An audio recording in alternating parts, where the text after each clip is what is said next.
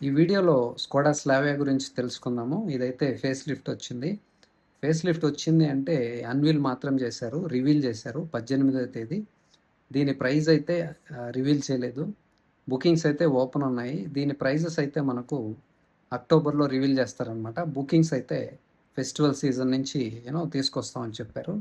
దీంట్లో కొన్ని యాడ్ చేశారనమాట. ఫేస్ లిఫ్ట్ అంటే తెలుసు కదా! ఎక్స్‌టీరియరు, ఇంటీరియరు కొన్ని చేంజెస్ అయితే చేశారు.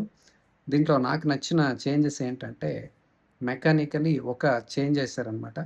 ముందు 2 ఇంజిన్స్ ఉండేవి. ఇప్పుడు కూడా 2 ఇంజిన్స్ కంటిన్యూ అవుతున్నాయి. 1 లీటర్ టర్బో ఒకటుంది. 1.5 లీటర్ టర్బో పెట్రోల్ ఉన్నాయి. 2 పెట్రోల్ ఇంజిన్సే.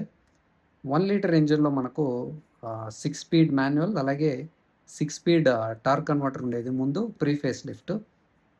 అదేవిధంగా 1.5లో ముందు 8 స్పీడ్ ఆటోమేటిక్ ఉండేది డిఎస్‌జి. ఇప్పుడైతే అది కంటిన్యూ అవుతుంది. మీకు 1.5 కావాలంటే ఓన్లీ ఆటోమేటిక్ ఉంది. There is no manual. కాకపోతే చేంజ్ ఎక్కడ చేశారంటే 1 లీటర్‌లో మనకి 6 స్పీడ్ మాన్యువల్ వస్తది.